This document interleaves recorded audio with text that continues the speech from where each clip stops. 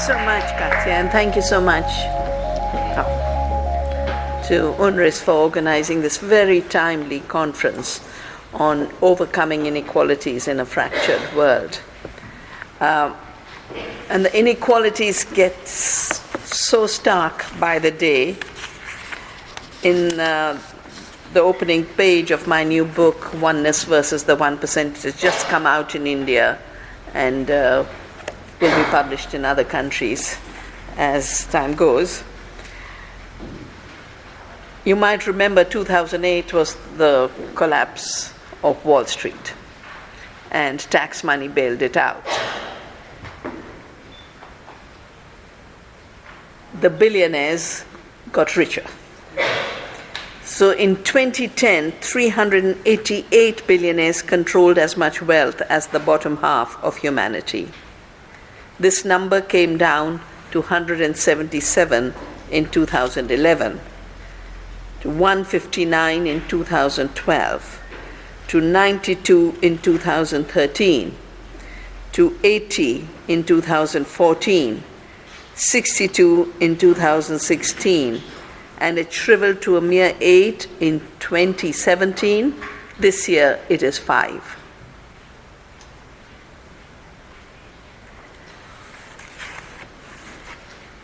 The 2016 March data was that the 6 richest had 343 billion, and by the next year they had 402 billion. And their money is then managed by the asset management funds, which did not exist before globalization. They were insignificant, but they are the determining factor in the economy today. The two biggest are Vanguard and BlackRock. We normally think of Wall Street and Goldman Sachs. They look like nothing today. They're very small players financially. So in 2008, Vanguard was less than $1 trillion and BlackRock was $1 trillion. 2012, Vanguard rose to 2.2 trillion, BlackRock was 3.3. When I started this book in after the Paris event, because that's the event that forced me to look at what was going on, Vanguard was 3 trillion. Within a year, by the time this went to the publisher and was published, within a year it was 4 trillion. Now how do the asset managers make $1 trillion a year? India's GDP is 1.3 trillion. We are a land of 1.3 billion people. Very hardworking peasants, very hardworking women, and all of that work counts for nothing.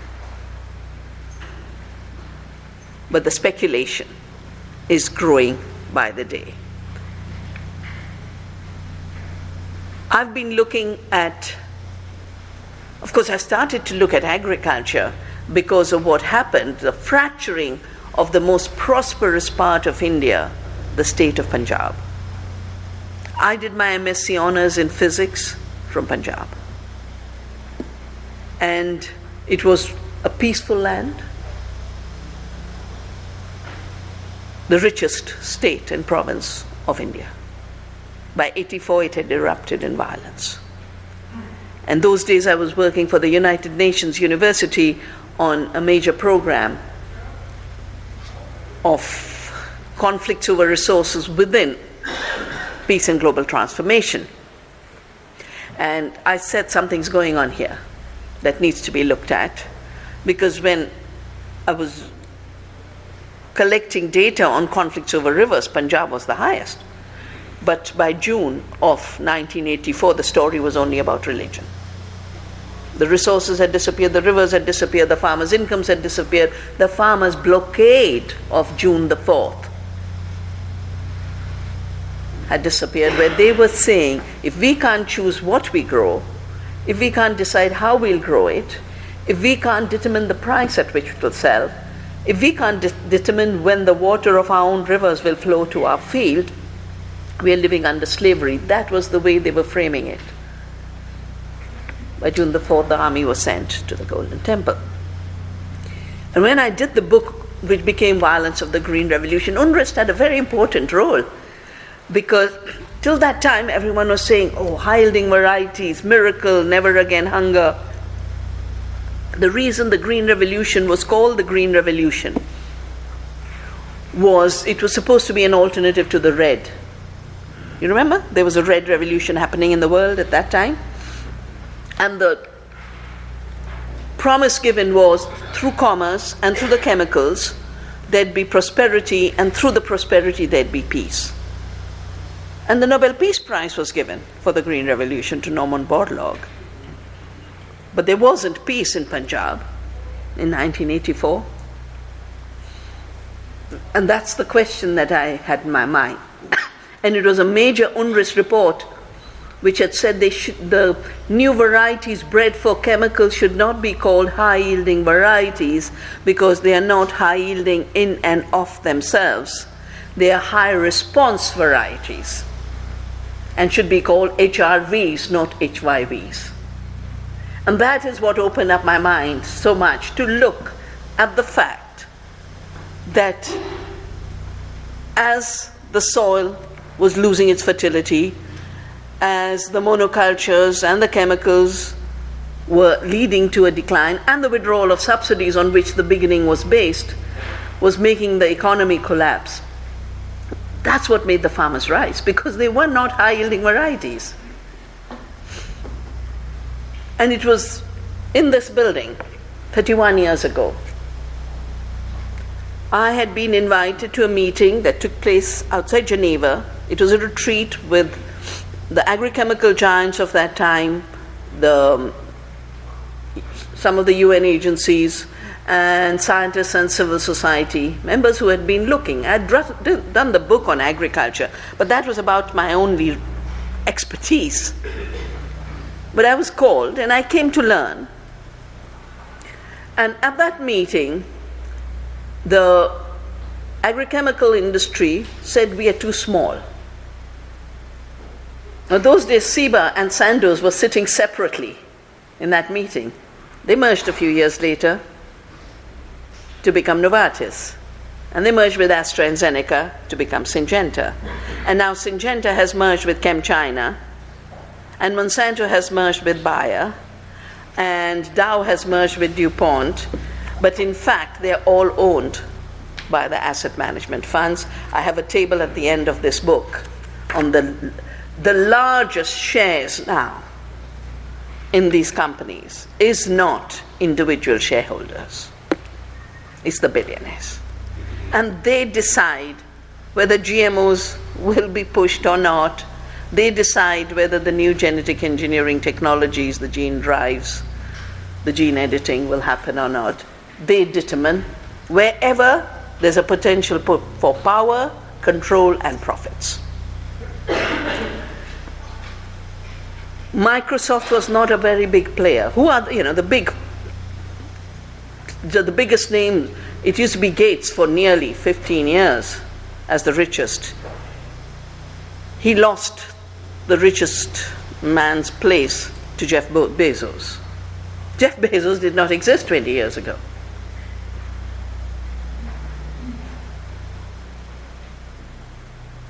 He said in an interview, it must have been in Financial Times, which I would have read while traveling, he said India got him to the top place. Because last year, the tax laws were changed. And I support Indian farmers who, we worked with them to save seeds, biodiversity, do organic farming, and their economic sovereignty of doing their own marketing. So the 20 farmers who've grown this pulse in this place or this rice in this place, what we facilitate is that there's a truck to bring it all together. And they used to sit in the truck and bring it to the market. And as long as they could prove that this is their produce with their land title, there was no taxation. And they could move. At least within the provinces, they could move freely. This year the truck wasn't allowed to move. And I did a quick calculation. What individual farmers would have to pay for farmers is all that Jeff Bezos pays for an entire state. He doesn't pay sales tax anyway. He doesn't pay, he's got storages, but he doesn't pay property tax. And I think these are issues worth investigating, because not only are there tax avoidance, and a lot of the billionaires' money is in the tax havens, but they worked out brilliant ways of not paying taxes. So at that meeting of 87, the second thing that happened was, and they said, we can only make money now through selling GMOs, which didn't exist at that time. This is 1987. GMOs were commercialized in 92. They said, but we have to push GMOs because it's the only way we can claim patents on seed, and it's the royalty collections that will make our future profits. And then they said, but Europe and America are very small markets for agriculture. It's the third world. That's where the farmers are. That's where the royalties will come from. So we've got to have a global treaty. And it's in this building that I first heard the word GATT. I didn't even know there was something called GATT, the General Agreement on Trade and Tariffs, which became the WTO, and the Trade-Related Intellectual Property Rights Agreement, which was being put into it. This is what a Monsanto representative said. Industry has identified a major problem for international trade. And what was the problem they had identified? That farmers save seeds. That was a big problem. That farmers save seeds and have seed sovereignty. So they went on to say, it crafted a solution, reduced it to a concrete proposal, and sold it to our own and other governments. The industries and traders of the world commerce have played simultaneously the role of patients, diagnosticians, and prescribing physicians. But I heard about the GATT and TRIPS, so I started to work on this. I started to come back to Geneva to work with our embassy to GATT and start telling them the issues of the seed. And we managed to change the draft that had been brought by industry with two exemptions. The first, it was going to be a requirement for every country to patent everything in all life forms. We managed to put in clause 27.3b of TRIPS an exclusion from patentability of plants and animals and essentially biological processes. In the case of seed, there was an attempt to put UPOV, which is the Breeders' Rights Treaty, and we put in there effective sui generis system that countries could write their own laws. So in India, we wrote a law, and I was invited by the government of that time to be part of the expert group, which actually has farmers' rights built into it. A recognition that farmers are breeders and have rights. And in terms of our patent law, we had to change it. It had to be amended. But we put in it Article 3J, which says plants, animals, seeds, and their parts cannot be patented because they're not human inventions. So we did a big biodiversity congress, and my colleagues said we really should consolidate everything we've done, put it together, all these different laws, the biodiversity law, the farmers' rights law, the patent law. And so there is another new book. It's called Origin. What's the source of life? Is it Monsanto's invention? Is it slab? There is a Supreme Court decision in the United States which actually says seed is a self-replicating machine invented by Monsanto, and even 20 years down the line, if you buy grain, it is still the self-replicating machine, and you can't grow it out. It's a very, very famous case of a farmer who had bought soya bean in an elevator and was sued by Monsanto, and he took the case all the way to Supreme Court, and this was the final decision.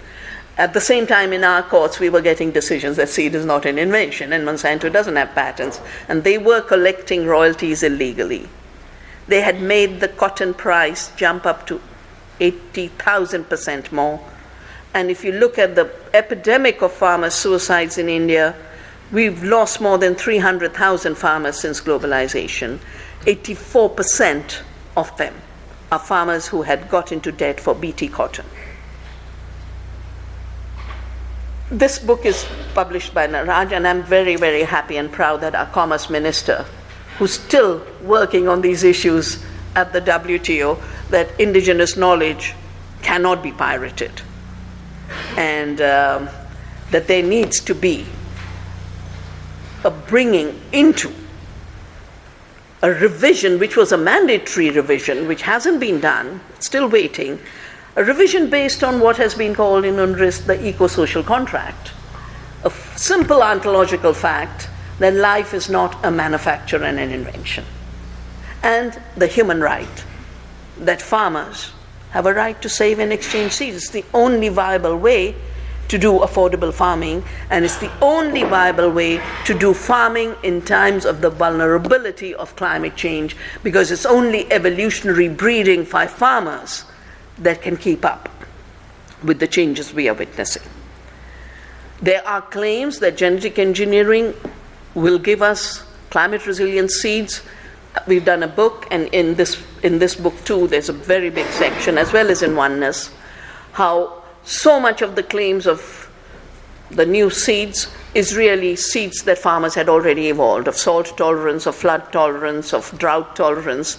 And all that's happening now is either just taking that seed and reading its genome and guessing which part of the genome contributes to what trait. So if I go to a seed bank, and all the seeds are in the collections of the CGIAR system, they're sitting in Svalbard in what's called the Doomsday Seed Vault. And with them is a passport data which tells you what trait the seed has, that it's a drought resistant. So I take 1,000 drought resistant seeds and I put them through a computer reading and find through an algorithm, and then do a guesswork, which will be they literally say, which will be the 100 lottery ticket that will win me the possibility of a patent. And you patent. You've done nothing. You don't even know what the seed is. But you guess that this part of the genome is what's going to be the contributor. There are 1,500 patents on climate resilient seeds. Deregulation was a very, very important part of the making of the billionaires and the making of inequality. So a year after the WTO was formed, the first ministerial was in Singapore, and the first thing they did was remove all taxation on the IT industry. That's where Microsoft got so rich. If they were paying the taxes, they wouldn't have. And if they didn't have IPRs on software, they wouldn't have. Two simple facts is what made Gates come to the top. But deregulation isn't just deregulation, it is also simultaneously, as I have witnessed in my country, a making illegal of the daily lives of people. So when it came to the whole seed issue, the talk used to be, we have to find ways to make it illegal for farmers to save seeds. That was the problem. And intellectual property rights were supposed to be the tool. It's just that we built the movements and we changed the trajectory. But I have had to deal with the making illegal of our cold press oil mills at the village level in 1998 to dump soya oil. They just worked out an amazing new law. The local edible oil had to be banned because that poor villager with 2 bullocks and his little cold press mill, who deals in no cash, the community will bring oil seeds, you take out the oil cake is left for you as feed for your animals. It's an economy that's totally circular. Overnight banned on what grounds? That there's no lab and no chemists. And they even did it to Gandhi's Ghani. We call the cold press mills Ghani. Even did it to Gandhi's Ghani. And I had to go, I was invited to come and join a satyagraha. Satyagraha was Gandhi's word for the force of truth for non-cooperation. And we had to save Gandhi's Ghani through a non-cooperation action, saying, no, this is the purest oil in the world, and we will continue to run this mill, and we will not allow it to be closed.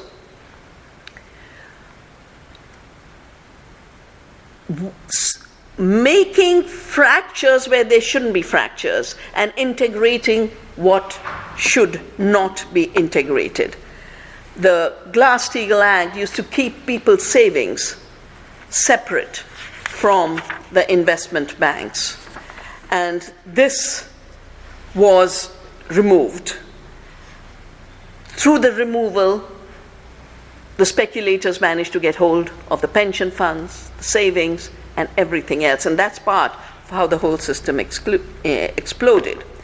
And as Joel Kurtzman has said, in the financial economy somewhere between 20 to 50 times, I think it is now about 100 to 200 times, it's much bigger than when he wrote it, then the real economy is not the economy of trade but of speculation. Its commerce is in financial instrument, and while its ultra-high-tech infrastructure straddles the globe and moves several $1 trillion a day between the major and minor nodes of the network, it is largely unregulated. Few people realize money in its traditional sense has met its device. Few still have paused to reflect on its impact. Now, 2 years ago, exactly 2 years ago, cash in India was banned. The big notes, 500 and 1,000 rupees. 8 p.m. lecture, not by the central bank governor, by the prime minister. And in no time, by 12 o'clock, all our cash was illegal. Now, Indians live in economies of self-organized systems. And that means, that poor woman who's sweeping the streets at the end of her life might have saved 500,000 rupees to take it back to her village to build a house. Suddenly her life savings were illegal.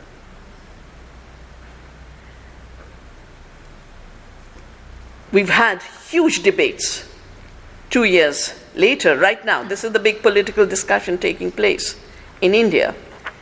This was a forced digitalization, and it was forced with not just our prime minister saying it, but behind him was a lot of thinking. A war on cash had been declared in a program, the USA, and even before this forced digitalization was imposed on India, Bill Gates and Microsoft had already made the programs to make it work. Just like they were already ready, in the midnight of July 1st, 2017, this new centralized taxation system was created, which made Jeff Bezos the richest. I think if Gates had known it would work for Bezos, he might not have had a role in this. But the GST programs were already written before the announcement by the government of India. And in each of them, I did a very simple calculation, if 100 rupees is transacted 100 times, it stays 100 rupees, and it still commands the same amount of resources. But digitally, it shifts 100 times. Each time, the digital giants, the financial giants, have made the 2%, 6%, whatever is the percentage on the transaction. That's where the miracle, mysterious money is growing so fast. It's in this forced digitalization. And since it is not at all regulated, and there's no taxation, it's again the case of the ordinary person. In India, we did not have to do tax returns if your earning was less than 100,000 rupees. Now, even if it's not that much, you have to go through this digital program. Who can afford it? Nobody. So you've got to hire an auditor, but not a small tax return auditor, because not on paper. It's all on digital programs. And that means at every step, the escalation of cutting off and turning more and more into excluded citizens grows.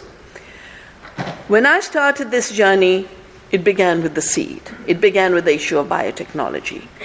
But now there's this new convergence of biotechnology, the digital technologies, and the financial technologies. And this new convergence means that the ordinary ways in which we used to organize as agriculture workers, as peasants, as women, we had sectoral organizing in silos. They built silos, we responded to the silos. Well, they've already broken their silos. They're one, the 5. Who will be 3 next year? We don't know. How do we shift? How do we organize in a different way?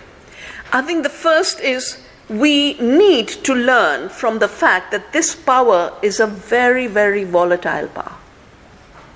It's a highly unstable power. I have described it as the extractive economy, that extracted from the earth, that extracted from nature, that extracted from society, and put it all on top. But when you take a pyramid and make it an inverted pyramid, it's a very unstable structure. And we are watching that instability just in the past 2 weeks. There's a farmer, he used to spray Roundup in the lawns of a school. His name is Johnson. He won a case against Monsanto Bayer. And even when they wanted an appeal, the case was not dismissed. And the case has been upheld. It's a California case. Johnson's case triggered 8,000 more cases. And in a day, Bayer had lost 30% of its capital value. Around the same time, and I think the two are linked, BlackRock, which had become 6.3 trillion, lost 30%. So since it's got no connection with real processes, real wealth, it's like a butterfly's wing. One cancer patient can make this come toppling down. We also know from every study that the climate crisis, the species extinction crisis, which is being called the sixth mass extinction, are so severe. The recent IPCC report has said 12 years to turn around for transformation. And the new Intergovernmental Panel on Biodiversity and Ecological Services has said 10 years to prevent massive land degradation, massive species extinction, and with the land degradation, the uncontrollable uprooting of people, which is also called the refugee crisis, which then has its own multiplier effects.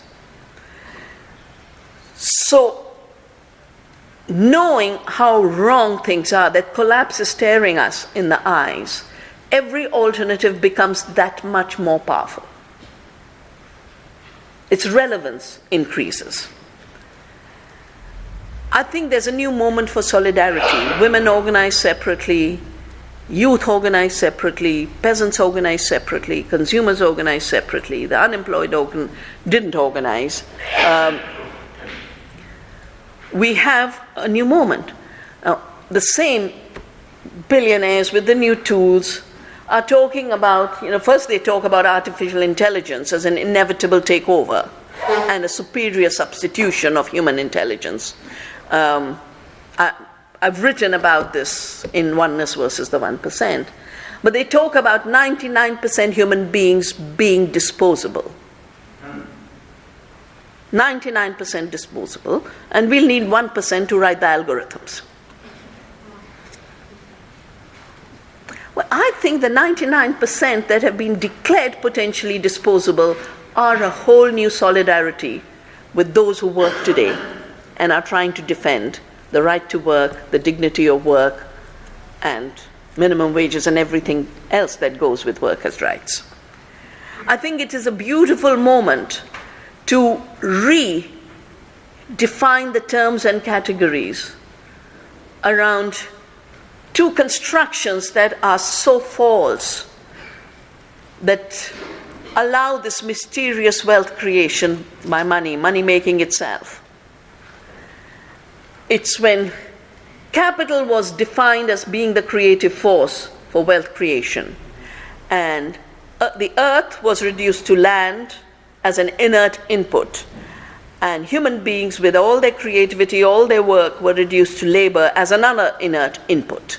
And these two inert inputs were merely inputs to the magic of money making. I've called it the money machine. I think it is time to do a new social contract, recognizing that the earth is amazingly creative. She's not dead, she's not just raw material, she's alive. That's why she's called Gaia. And her amazing self-organized systems is what kept the earth's climate systems and the earth's temperatures within that level, which made our evolution as a species possible. And they keep saying women don't work. They do all the work. Society would be over if women didn't work. It's just like they say, oh, we've overcome nature. Well, if you'd overcome nature, you wouldn't have air to breathe, and you wouldn't have food to eat, or you wouldn't have water to drink. All of it eventually is coming from the earth. You might put it in plastic and then say produced by Coca-Cola, and it's the women of Plachimada who shut down a Coca-Cola plant. They said they're stealing our water. 1.5 million liters a day, and then leaving what remains toxic because of the reverse osmosis, etc., that's required. So youth and women and the earth and the peasants and the workers and the future, disposable.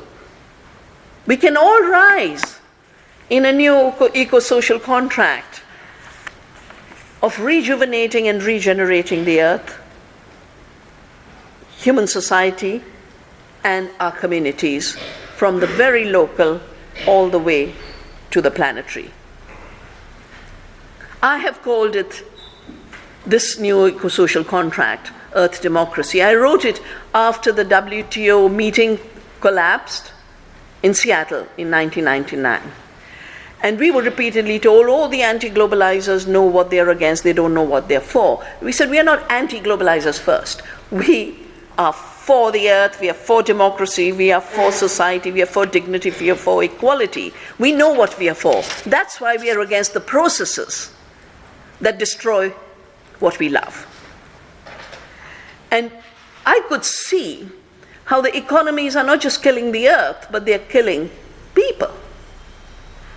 They have become genocidal economies and ecocidal economies. And that's why we did a tribunal on Monsanto 2 years ago in The Hague on ecocide.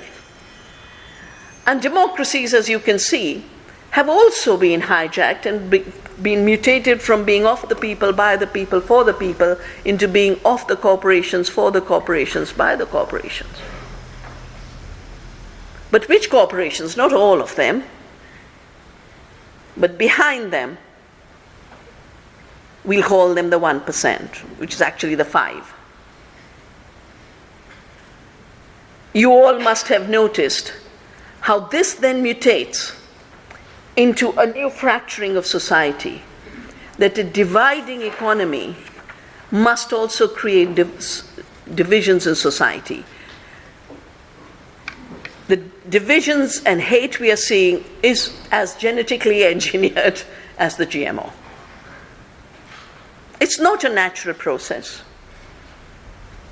Just because people have different faiths, it's not given that they'll hate and kill each other.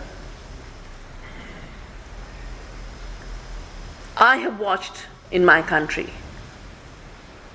We watched it historically when the East India Company was challenged by the peasant movement of India, 1857, and they were thrown out.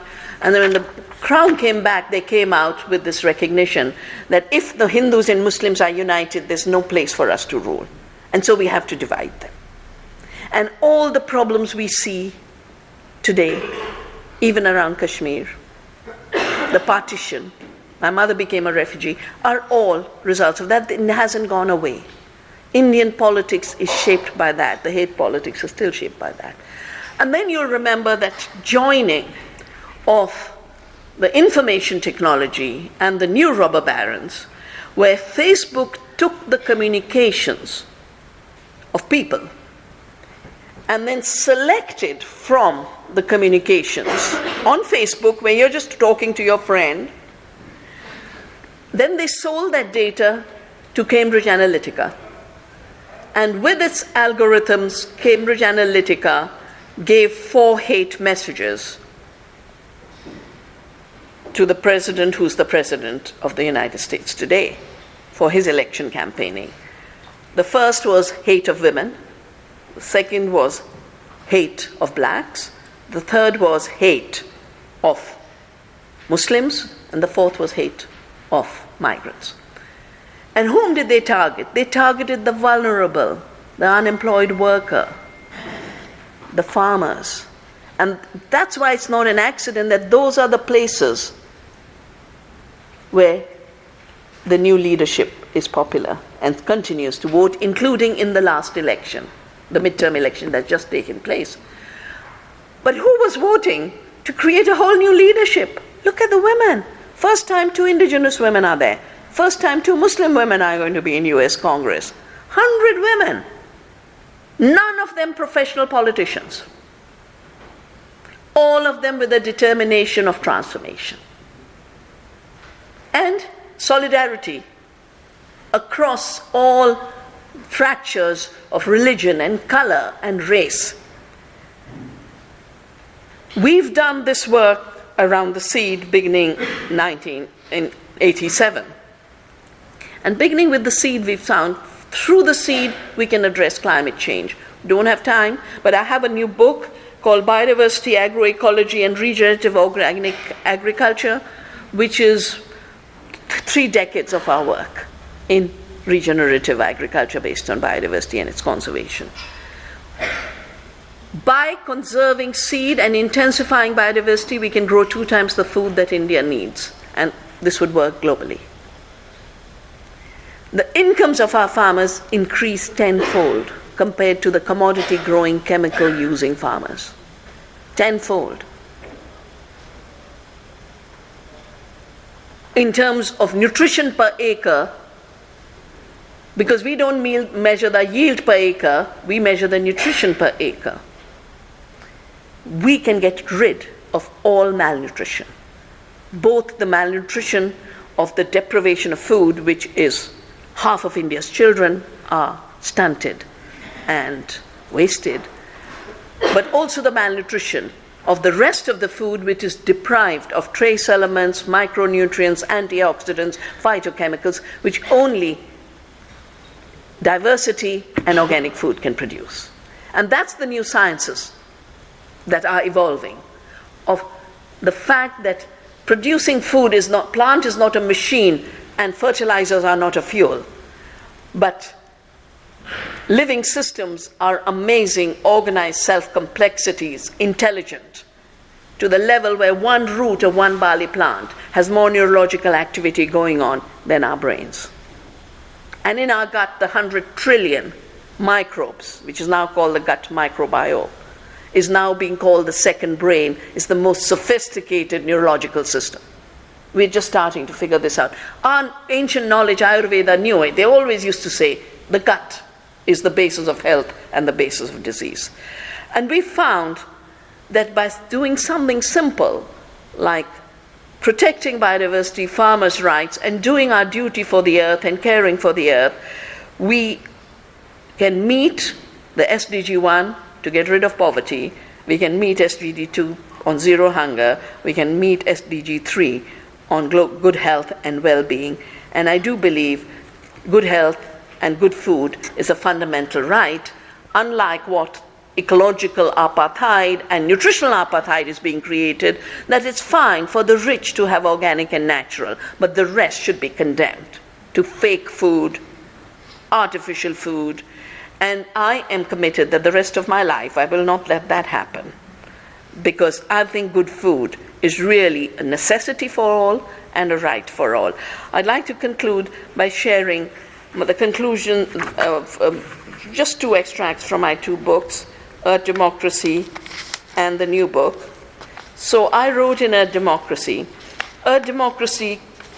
connects us through the perennial renewal and regeneration of life, from our daily life to the life of the universe. A democracy is the universe story in our times, in different places.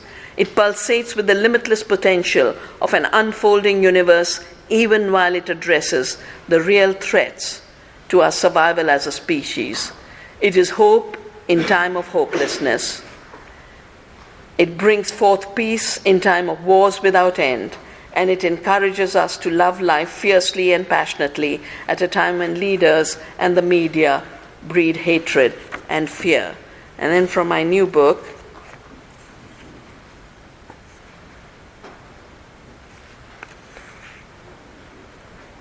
only as one earth community and one humanity, united in our diversities, can we hold ourselves together, step away from the precipice, and escape the destructive, ecocidal, genocidal rule of the 1%.